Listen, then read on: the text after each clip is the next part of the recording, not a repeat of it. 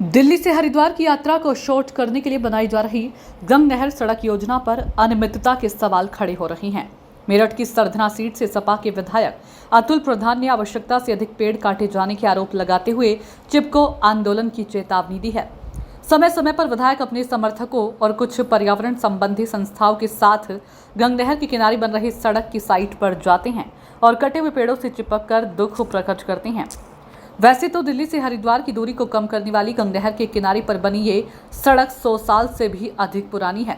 कावड़ के दिनों में इस सड़क पर कावड़ियों की भीड़ बहुत रहती है, इसलिए इसे कावड़ मार्ग के नाम से भी जाना जाता है। इस सड़क की उपयोगिता को देखते हुए यूपी सरकार ने इस नहर की दूसरी साइड भी एक सड़क बनाने की योजना बनाई है, जिसके निर्माण की जिम्मेदारी पीडब्ल्यूडी विभाग को दी गई है। यूपी के गाजियाबाद, मेरठ और मुजफ्फरनगर जिलों से गुजरने वाली इस सड़क की लंबाई लगभग 111 किलोमीटर है। एक अनुमान के मुताबिक इस सड़क के निर्माण के लिए लगभग 1,12,000 पेड़ काटे जाने की योजना है। इस सड़क का निर्माण कार्य युद्ध स्तर पर चल रहा है, जिसमें अब तक आधे से ज्यादा पेड़ काटे भी जा चुके हैं। ये सड़क और नहर मेरठ के सरधना इलाके से भी गुजरती है, जहां अतुल प्रधान सपा के विधायक हैं। मेरठ की कई पर्यावरण प्रेमी संस्थाएं काफी पहले से पेड़ों के अंधाधुंध कटान का विरोध करती रही है, लेकिन अब सपा विधायक अतुल प्रधान के इस चिपको आंदोलन में जुट जाने के बाद इस आंदोलन में मजबूती आ गई है। विधायक का आरोप है कि इस सड़क योजना से पर्यावरण को काफी नुकसान हो रहा है। यहाँ पहले 1,12,000 पेड़ों को काटने के लिए चिन्हित किया गया था, मगर अब 2.25 लाख के करीब पेड़ काटे जा रहे हैं। पहले केवल 20 मीटर चौड़ाई की रेंज बनाई गई थी, लेकिन अब 30 से 40 मीटर तक चौड़ाई तक की रेंज में पेड़ काटे जा रहे हैं, जिससे इस एरिया के पर्यावरण को काफी नुकसान होने जा रहा है। वैसे भी वेस्ट यूपी और दिल्ली एनसीआर का क्षेत्र ग्लोबल वार्मिंग से ग्रस्त है।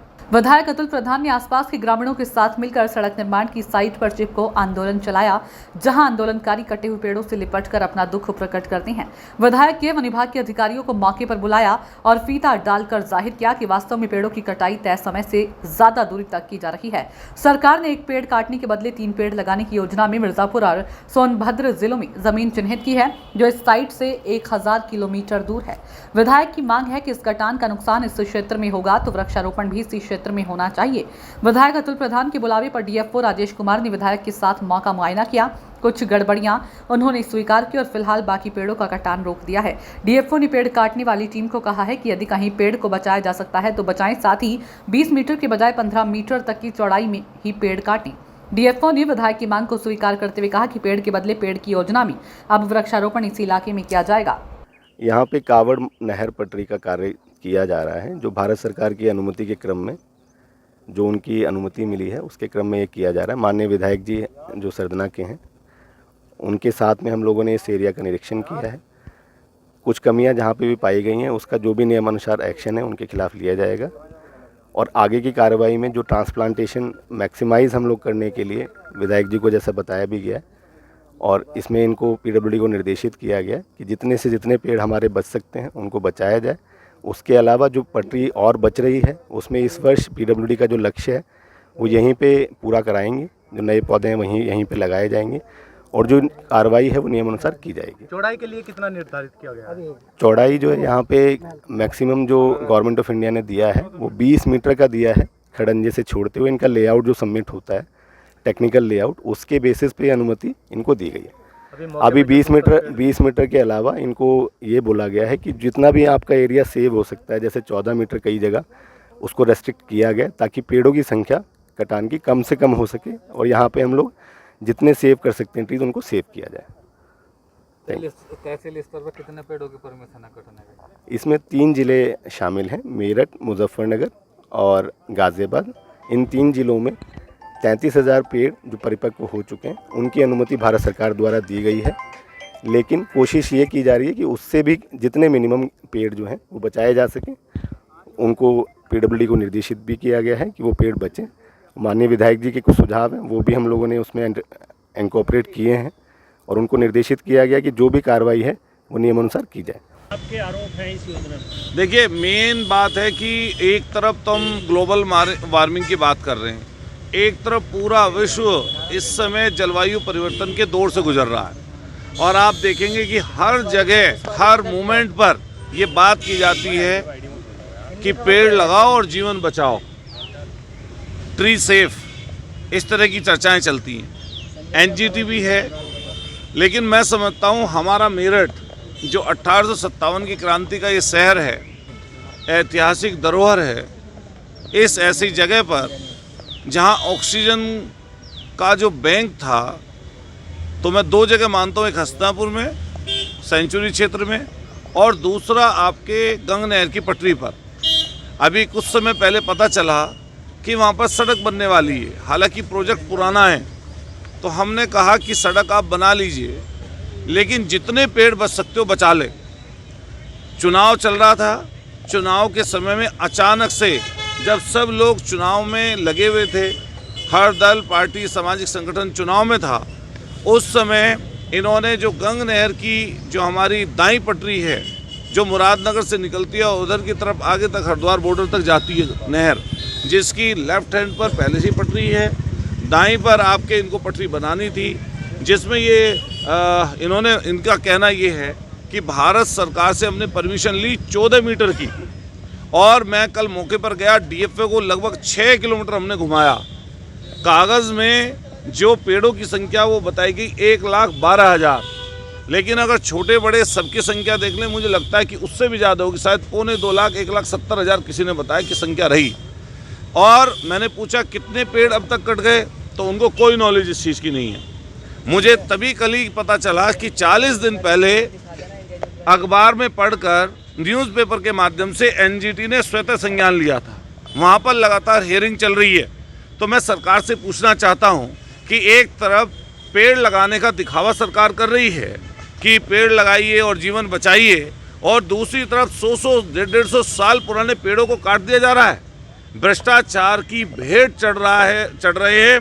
मैं तमाम वन प्रेमियों से और जो भी एनजीओज हैं उनसे सबसे अपेक्षा करूंगा, और दल सामाजिक संगठनों से भी, कि वो सब लोग इधर की तरफ ध्यान दें। इन लोगों ने हजारों हजार पेड़ अपने सिर्फ भ्रष्टाचार की भेंट चढ़ा दिए। और मैं खुद गया हूँ 6 किलोमीटर, हम लोग खुद उस गंग नहर की पटरी पर घूमे, और हमने डीएफओ से कहा, डीएफओ घुमाया कि इस समय वन की कटाई तुरंत बंद करिए। उन्होंने उसको कहा भी, आदेश भी किया। हम लोगों ने उनको कई जगह फीता डालकर उसकी चौड़ाई भी नपवाई, जो कई जगह 35 से 40 मीटर तक थी। तो मेरा इसका कहने का लबोलवाब ये है कि सरकार के लोगों को इधर की तरफ ध्यान देना चाहिए। मैंने देखा आज मेरठ छोड़िए, सारे जगह के अफसर्स, ऑफिसर्स पेड़ बांट रहे थे। अरे आपका ध्यान नहीं गया? अरे क्यों बेईमानी करा रहे हो अपनी नाक के नीचे? और मैं कहना चाहता हूँ मेरठ की कमिश्नर महोदय से, हम लोग कल से टाइम मांग रहे थे उनसे कि समय दे दीजिए हमें। जब पेड़ बांट रहे थे वो, एक पेड़ हमें भी दे देते, हम भी पेड़ लेकर उनसे कम ये बता देते कि आपकी नाक के नीचे 2-2 जिले गाजियाबाद और मेरठ और फिर मुजफ्फरनगर दूसरा एरिया पड़ता है, कम से कम आपको बता देते कि वहाँ सच्चाई क्या है। एनजीटी में जब हियरिंग चल रही है, ऐसी कौन सी जल्दी आन पड़ी कि आपने 40 दिन में सारे पेड़ों की कटाई करने पर आप उतारू हैं? ऐसा कौन सा लालच है आप लोगों को? और मेरा सीधा भ्रष्टाचार का आरोप है कि यहाँ के वन विभाग के और पीडब्ल्यूडी के उससे संबंधित तमाम लोग उन पेड़ों को कटवाने में, उस भ्रष्टाचार में संलिप्त हैं। हमारी मांग है, मैं आपके मीडिया के माध्यम से तमाम साथियों से रिक्वेस्ट करूंगा, क्योंकि आप चौथा स्तंभ हैं, आप लोग सजग हैं, आप लोगों के माध्यम से सरकारी ऑफिसर्स तक और सरकार की तरफ ये ध्यान जा सकता है। कल मेरी आप सब लोगों से रिक्वेस्ट है कि हम कल लोग उसी गंग नहर की पटरी पर चलेंगे और आपको मैं मौके पर दिखाऊंगा कि कितना पेड़ उन लोगों ने काटा है। मैं आप सब लोगों से रिक्वेस्ट करूंगा आपके माध्यम से कि जो भी वन प्रेमी हैं, जो भी इससे संबंधित लोग हैं, वो सजग रहें, निकल कर आएँ। मैं मेरठ के लोगों से खास तौर से ये अपील करूंगा कि आपसे हमारा निवेदन है कि इसमें हमारी मदद करें। मैं आने वाले समय पर पेड़ चिपको आंदोलन हमने कल भी किया है, पेड़ से चिपक कर अखबारों के माध्यम से ये चीज़ आगे भी जा रही है, लेकिन मेरी कोशिश रहेगी। 112 किलोमीटर लंबी जगह है जहाँ पर सड़क बन रही है, हम सड़क के विरोधी नहीं हैं, लेकिन जितनी भारत सरकार से मान्यता मिली उससे एक्स्ट्रा इन लोगों ने पेड़ काट लिए।